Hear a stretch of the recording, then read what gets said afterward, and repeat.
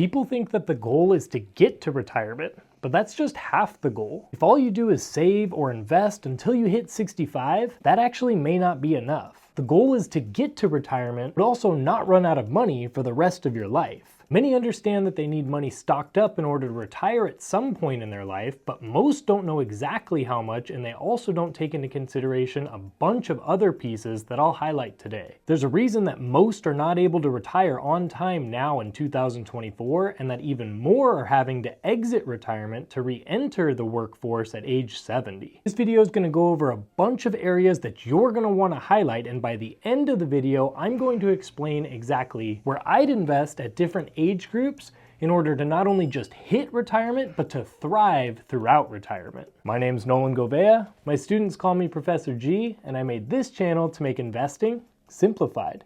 So let's simplify retirement. So first, and most importantly, we need to come up with an actual plan. Most people may say that they have a plan, but in reality, that's not a plan, my guy. Crazy enough, I somewhat fit into this category, but have since changed my ways since actually thinking this through. I've never been too crazy on the idea of actually retiring. I personally get energized by solving problems and by helping people, so I never want to stop doing that, and so for that I thought I would never get retired. And in thinking that way, I'm thinking, well, I'll probably always get paid, and so I'll have a paycheck coming in no matter what. The problem with thinking that way is that you give yourself kind of an out and you say, well, I don't really need to save or invest that much money because at the end of the day, I will be making money down the road. But what happens if you get a brutal injury and can't work? What happens if you get diagnosed with something and need to not work? What happens if some other life event happens and you have to move or need to care for a loved one and that takes up your time and energy, and at that point you can't work? You need to have an actual plan that includes the possibility of you not receiving a paycheck. Worst case scenario, you don't have a paycheck anymore, but at least you saved up enough or invested enough that now you can live off of those monies. Best case scenario, you do have a paycheck and you have this money, so now you can do what you want. You could travel a little bit more than you thought, or you just have enough money to be able to give generously to your church or just pass down to your children and grandchildren. The next thing you need to focus on when retirement planning is you need to get a good handle on what you're actually spending. If you're close to retirement age now, you need to know exactly how much you're spending each month, because if retirement age is right around the corner, you're likely going to be spending very similar to what you're spending now. If you're 10 years or more away from retirement, you should expect to need about 80% of the income you have now. So I'll explain how to get that saved up in the next section, but for now, you should have at least a rough budget outline that at least lets you know how much money's coming in, and more importantly, how much money is going out. What type of expenses do you have that are fixed and that are gonna kind of be there forever, and what are some expenses that are more like wants or variable, and they change based on the month. We care much more about that expense section because eventually you may be living in a time where you're not bringing in a paycheck, and so we want to make sure that the amount of money that you have or that you're saving to have will be enough to cover that expense. Which brings us to the next section, which means that you do need to check on your investments. Are you on track for the number that you supposedly need? You also need to consider whether the mix of investments you currently have carries an appropriate level of volatility and risk for people near or in retirement. People usually wait to make any big rebalances or changes in their portfolio until something big happens, like a market crash or something.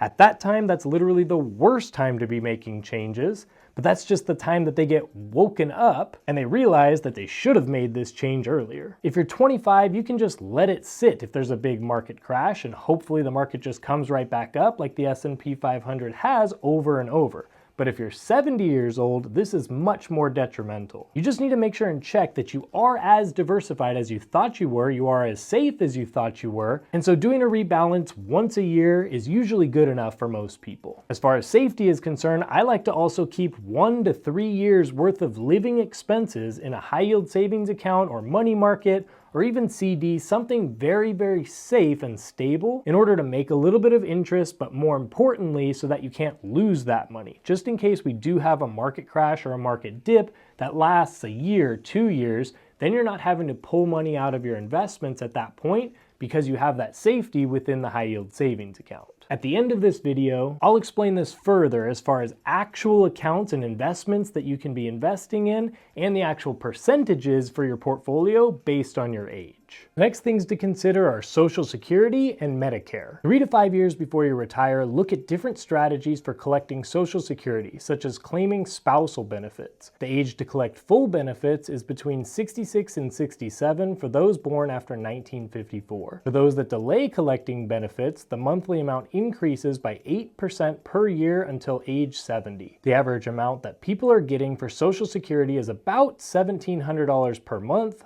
but that number can differ drastically, so you'll want to figure out your specifics. You can go to ssa.gov to find a benefit calculator and get some quick numbers, but make sure and do much research on your specific thing. Next is just such a big one, and most people don't even think about it or definitely don't do it until retirement and they get hit in the face with a 2x4. This one is all about taxes. How you structure withdrawals from retirement accounts when you collect pension payments and Social Security benefits, and whether you earn any income from working or other sources can have major consequences for your retirement. Many would-be retirees don't realize that about half of all Social Security recipients are taxed on their benefits, and that earnings above a certain threshold can result in monthly Medicare surcharges that could bring a premium to $594 per month. If you turn 73 this year, you'll also face taxes on your required minimum distributions from your IRA or 401k. The less you pay in taxes, the more you can stretch out that nest egg, so it's very important. This is also why I'm so big on the Roth IRA,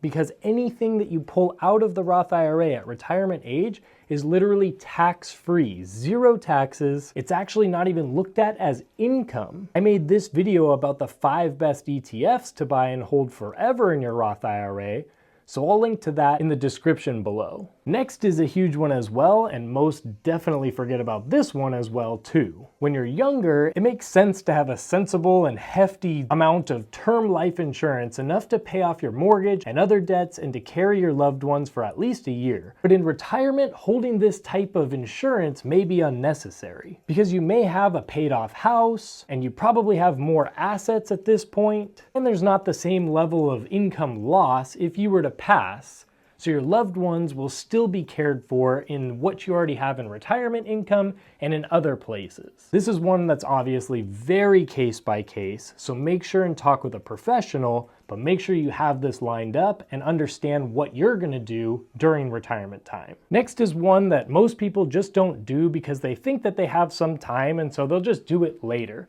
Problem is that they don't do it later, and then the loved ones don't get as much benefit, or it really complicates their life, which is not what we're looking for. Next is the estate plan. At this point, it's just important to take a full assessment of what you own, where those assets are held, and how your family members or friends can find that information. You're also going to want to compile a list of account numbers and passwords, because this is one of the biggest things that people forget to do or don't do. And if nobody can access your information or get into it, then there's not much that anybody can do. The older that you are, the more sense it makes to make sure your children or grandchildren know your plans for your estate and where all those documents are located. Now, like I was talking about before, one of the most important things is that when you're investing for retirement, which means that you're investing long-term, like very long-term, in order to keep you safe, supplement some income, and be able to let you live your best life, you need to know exactly how much percentage to go into each fund. It's not just enough to know what to invest in, you need to know how to be able to split your portfolio and then how to change it based off of your age. Being on track and staying on track all starts with a plan. Whether you're near retirement or 30 years away, this video here explains the exact portfolio for any of you in the actual percentage allocation for any of you at whatever age you're at. Check out that video and set yourself up strong for life.